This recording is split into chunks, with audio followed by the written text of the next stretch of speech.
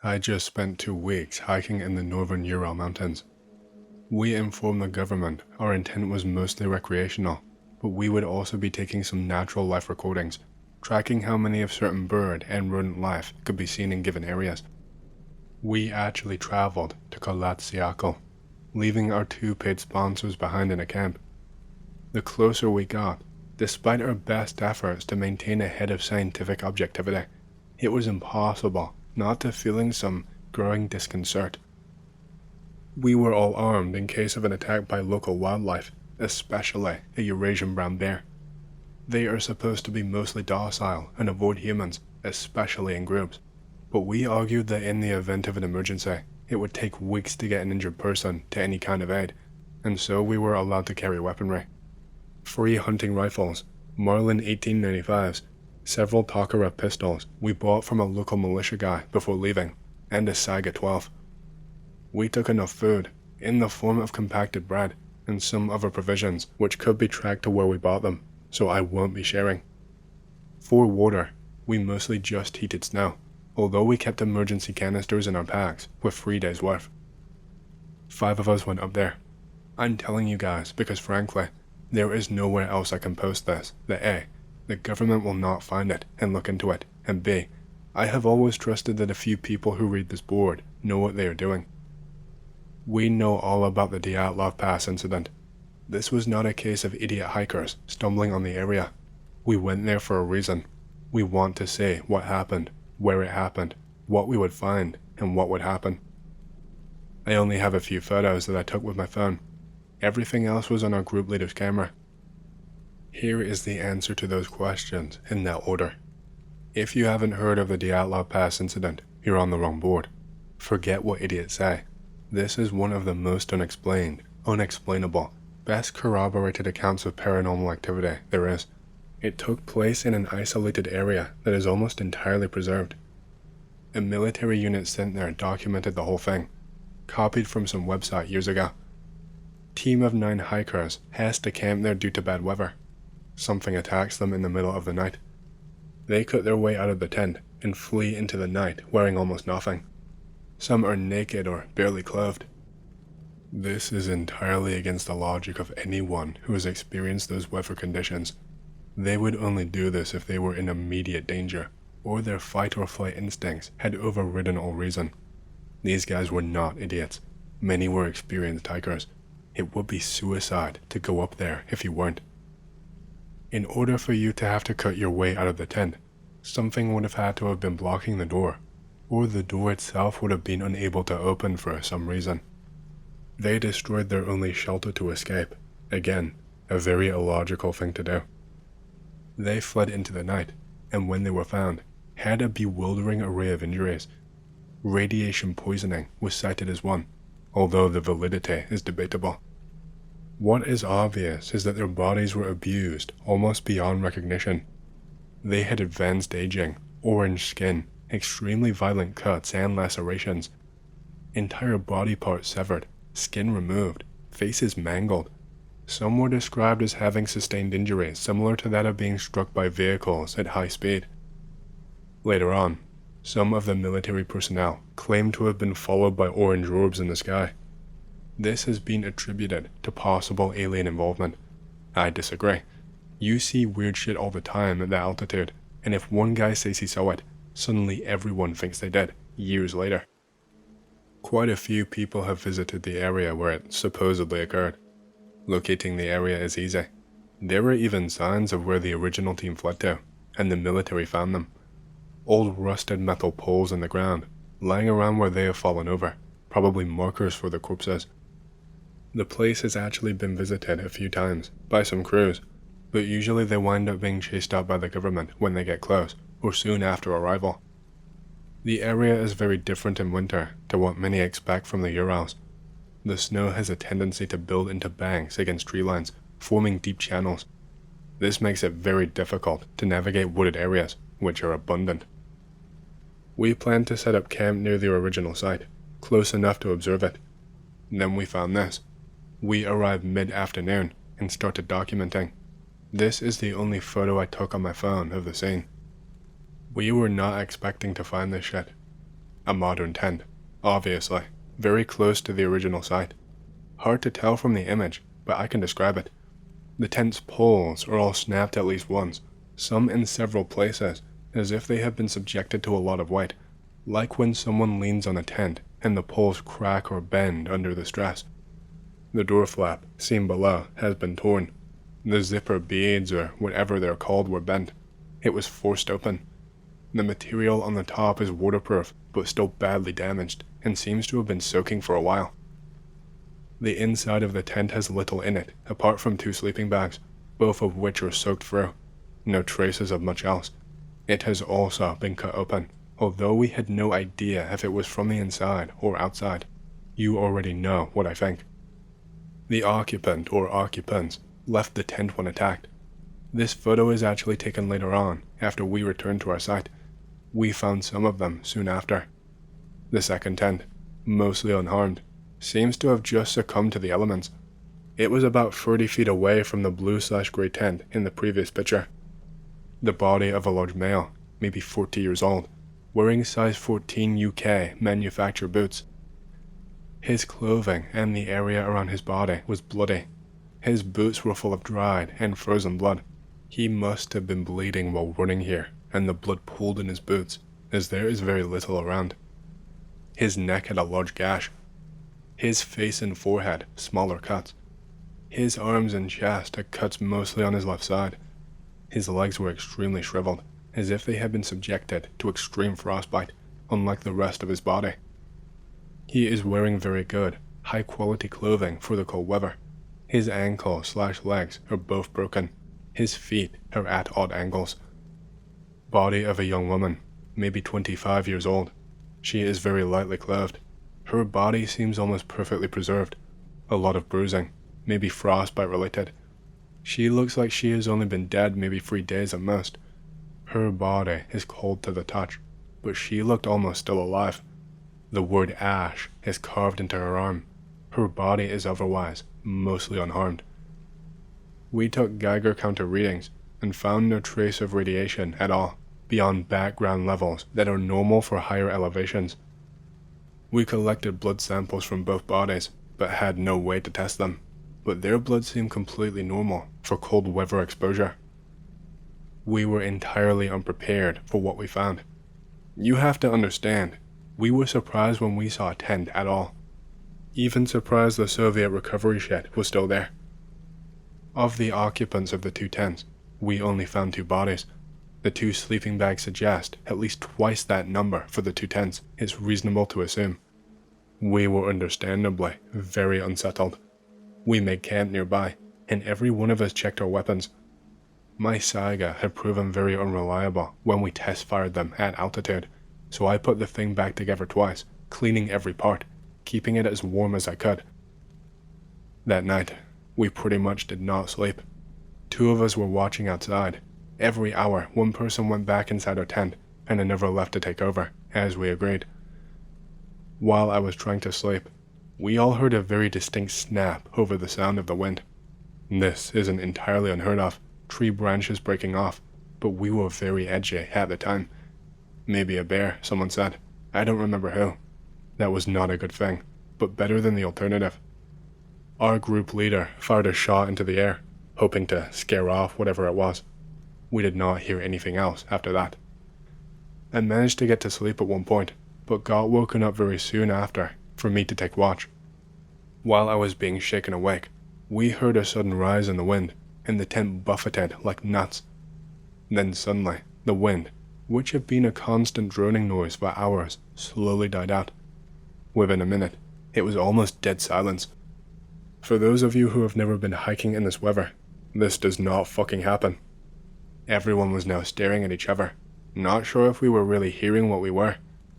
Someone from outside opened the tent and told us to come out. The moment he opened it, there was no wind. That is when my fucking heart froze. This was beyond abnormal. The Ural Mountains are a windy place this time of year. The wind doesn't just stop. We had high-powered flashlights. We sat in a group, peering into the dark around us. I kept looking back over the tent. I had this constant feeling of being snuck up on. Our group leader pointed his hunting rifle and looked down the scope, and we asked if he saw something. He said no, but soon we were all doing it.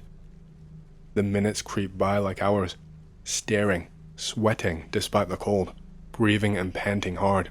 We were terrified. We heard another snap, followed by more. Tree branches snapping. There was no wind to snap them.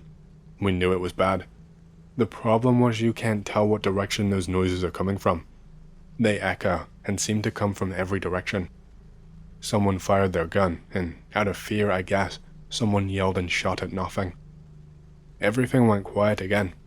We kept trying to figure out who had fired, but people did not want to speak too loudly, so we could not figure it out. Then, the most horrifying noise I have ever heard reached my ears. I can't decide how to describe it. It was an organic noise that sounded like a rasp, but also a screech. It was so unlike anything I had ever heard at first that I thought it was someone's phone, even though our phones had been turned off for most of the trek. I realized something out there had made that noise. Then, from behind the snowbank that the trees had formed, we saw snow trailing down as something pale white crossed it, slowly. I got little to no look at it. We started shooting at the thing, and I could not see much over the muzzle flare. For the next minute I forgot everything. I only remember how slowly they moved. They seemed to move slowly, but with purpose. Gunfire did nothing. I unloaded my Saiga into one as it got close, before I turned and ran. I was right that they had snuck up on us. 3 of them were almost right behind the tent. I ran into one, and it grabbed me. It held me, and I felt something sharp dig into my arm. I did not look at it. I tore away and felt my arm start burning. I felt like my arm had been torn off. I ran for hours. When you need to, your body will make you run and keep running. There is nothing that will stop you when you are in flight mode. I crossed a lot of ground. I became lost.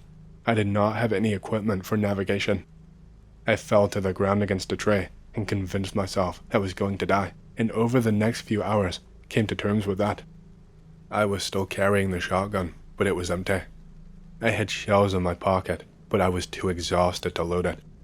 When I woke up, it was around midday. I loaded my gun and I was amazed I was still alive. I had to clean the gun out. It was caked in snow. I wanted to go back, but wasn't sure if I could. I spent a lot of the day trying to hunt something. I managed to shoot at a rabbit and miss it. Eventually, I decided to go back to the site. Better than starving to death, I assumed. Everything was damaged or destroyed. I grabbed what I could and left. I did not want to stay any longer than I had to. They are still there, unburied. I had to run. When I got back to a small town we'd set out from, I told them a bear attack had killed everyone. I was the only survivor. People seemed to believe me when I showed them the gash in my arm. It took 3 days to get some money wired to me so I could get a plane home. I found my phone in my pocket while I was sitting in the back of the plane, bandages covering my whole shoulder. If I hadn't had these pictures, it would all have been for nothing. This is all of that is left of what we did.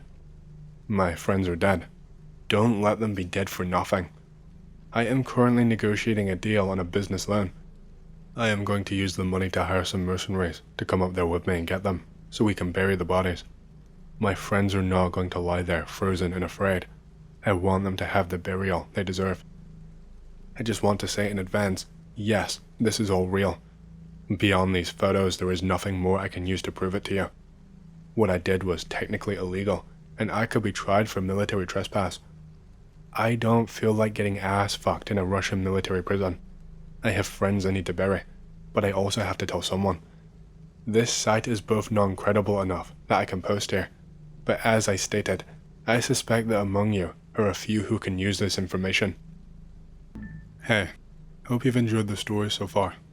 If you want to hear more, make sure to subscribe, like the video, and leave a comment because it lets YouTube know you like the content and helps more people to see these videos. My next big goal for the channel is 100,000 subscribers, and as a celebration, I will be doing a Q&A video once we hit that goal. Thank you, and back to the stories. It's late/early, so I don't know if anyone will be reading this, but the security guard stories compel me to share. Be me, a 20-year-old armed guard, working at an old retirement home in a bad area. After about a month of working there, I met one of the residents' cute young in-home nurse in passing. She was the nurse of a weird old lady.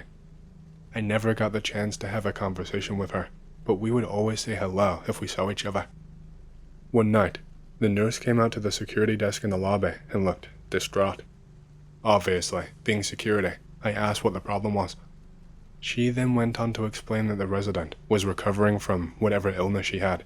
I never found out what it was.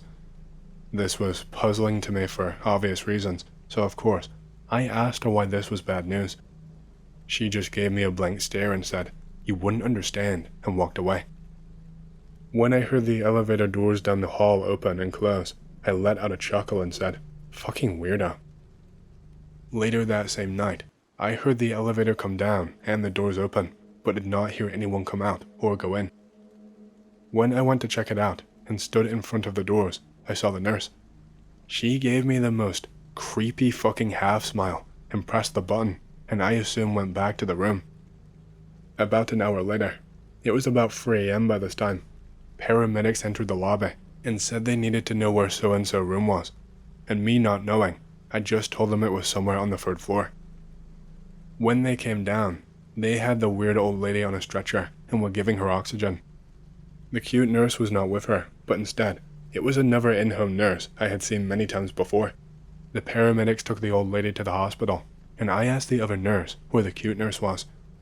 She looked at me like I was crazy, and told me that she was the old lady's in-home nurse. Thinking I had residents and their nurses mixed up, I said okay, and asked what happened to the old lady. According to this nurse, the old lady had been screaming, "She's trying to kill me, I'm not ready to go." All of that commotion caused her to have a seizure, but she didn't die, I don't think. At this point, I put 2 and 2 together, and I thought, fuck this shit, I'm done with this. So after that shift, I requested other locations and never went back. But, and here is the kicker, I still had the building manager's number, so I called and asked for a backstory. Apparently, the old lady had been real heavy into some satanic cult bullshit at some point in her life, and she would also always request her real nurse. I'm assuming it was the cute nurse that I ran into. All I know is I'm not crazy. I definitely saw the cute nurse, and she definitely creeped the fuck out of me on that elevator. 2014, Logar Province, Afghanistan. Night op, supporting recovery of an IED-disabled vehicle. I'm gunning, kind of loopy from lack of sleep and rippets. Yapping about bullshit, probably to myself on internal comms. Scanning my sector with NVGs. I had a thermal optic in hand. We had dismounts out, mixed in scattered callets and property walls. I looked to my 8 to check for friendly dismounts from other vehicle. Notice one is off the corner of a callet wall, about 20 meters. Figured I'd fuck with him with my infrared laser. Just as I'm about to turn it on, I see some distortion in the shadows of the callet's walls, about 15 meters inwards. What the fuck? Green shit. Fucking up depth perception. Figure it's just the optic. Adjust focus. Nope, there's movement. Looks like a dog moving along the wall. Watch it for a second while it skirts the wall towards friendly's position. Pretty healthy mutt. Most are half starved. Figure I'd give friendly a heads up. Radio out to let him know. About this time, I see a laser mark it. Other gunner sees it too. I laze it for shits and gigs. Compare friendly's height to the wall. Realize it's at least 8 feet. Damn dog is damn near half the height. Start freaking out a bit. About this time, a third laser marks the animal. Radio chatter of man-beast starts. CO tells us to knock off the bullshit. Friendly on ground confirms he sees the large animal. Has to be the size of an Afghan cow. Moves like a dog, built like a wolf. Animal stops by a cutout in the wall. Steps up into it. No way in hell it's a dog. Team confirms it's what the fuck. Dismount has been noped out of area. Animal lingers, then hops down and quickly dips around the corner. whole team baffled. That and the semi-common disappearing headlights phenomena. A routine military patrol goes drastically wrong when it encounters something terrifying deep in the caves of Afghanistan.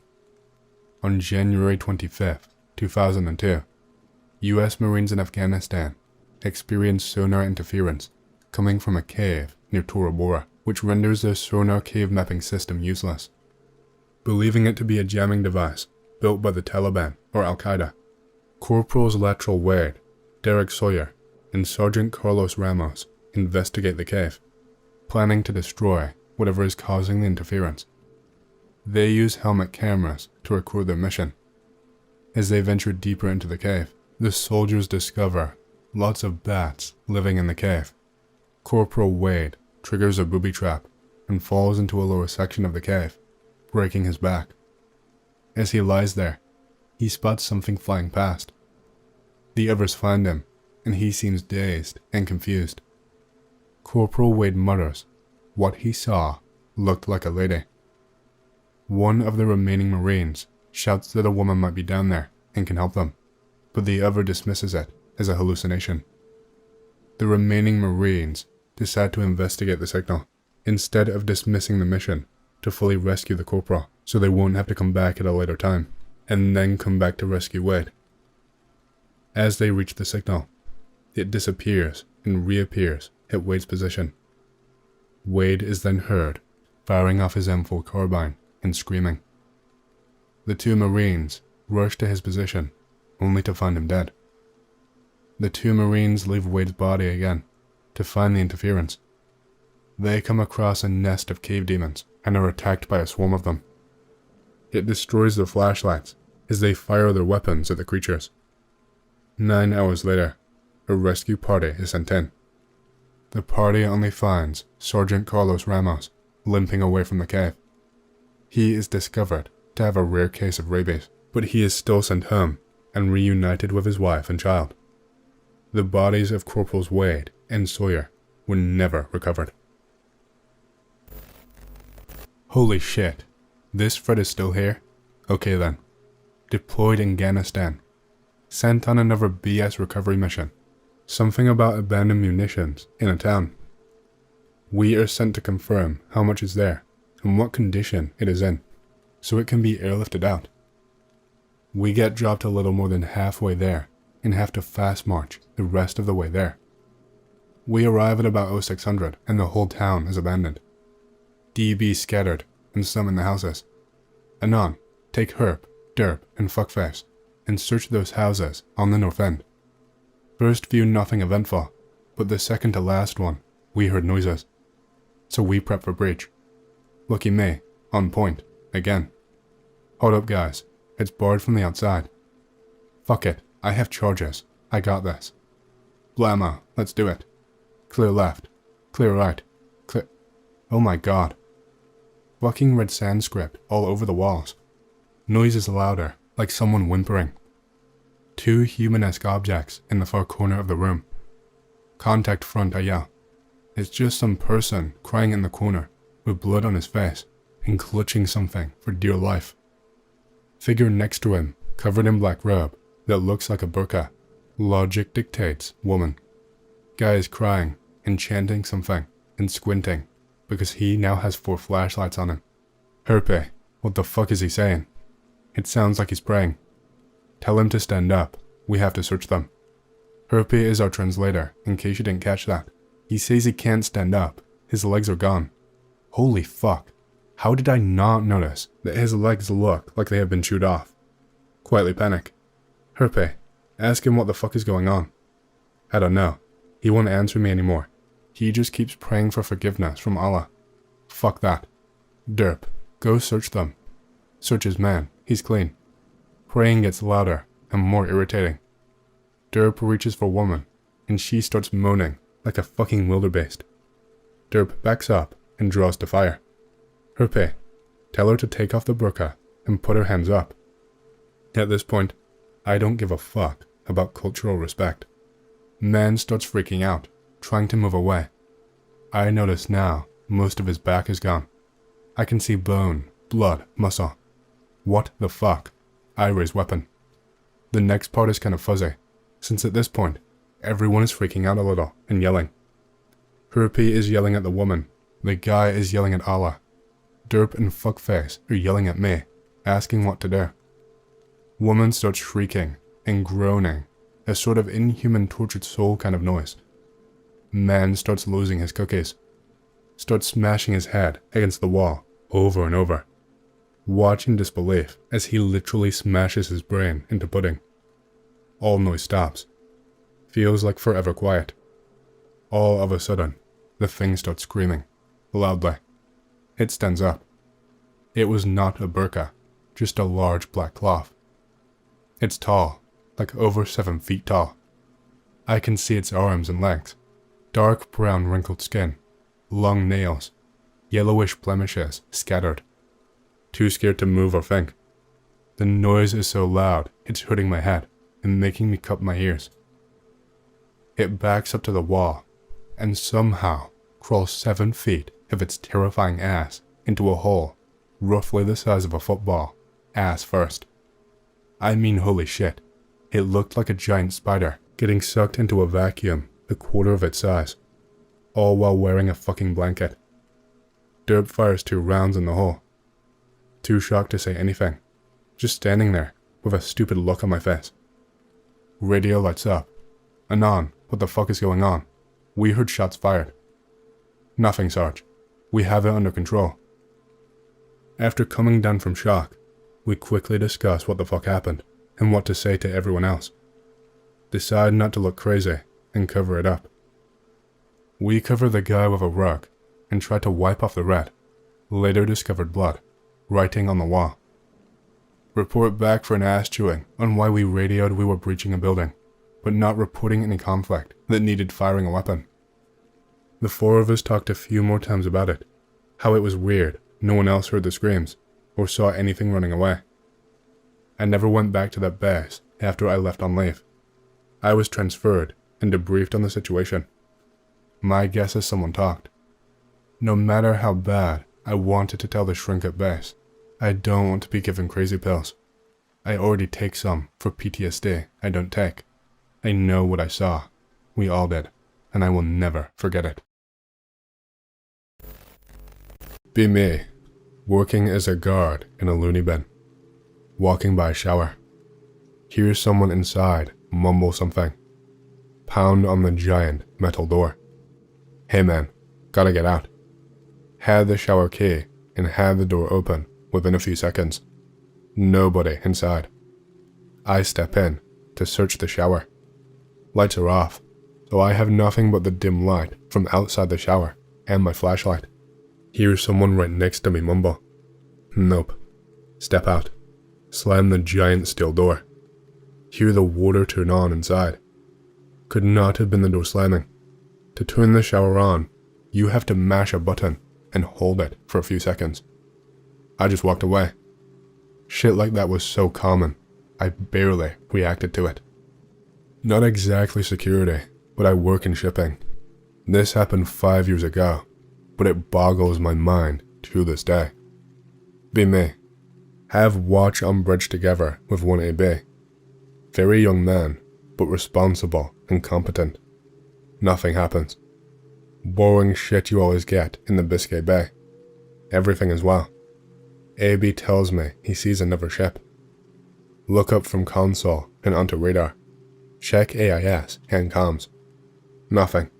I assume it could be from a small pleasure craft. Strange, but not entirely unlikely.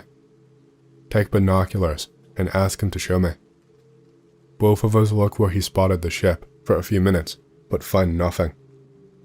Tell him his mind probably connected some shapes and it is nothing. 10 minutes later, he sees it again.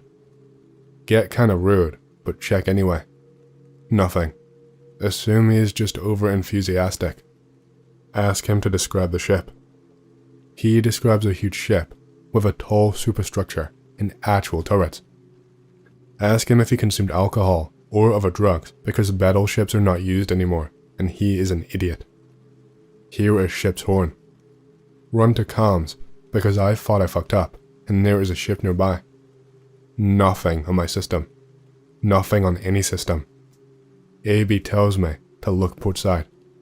A fucking battleship goes past us without even disturbing the water. Maybe 50 meters away from us. Ask Chief Engineer to come up and look right. He sees it too. My face went. He only tells us to not look at it directly.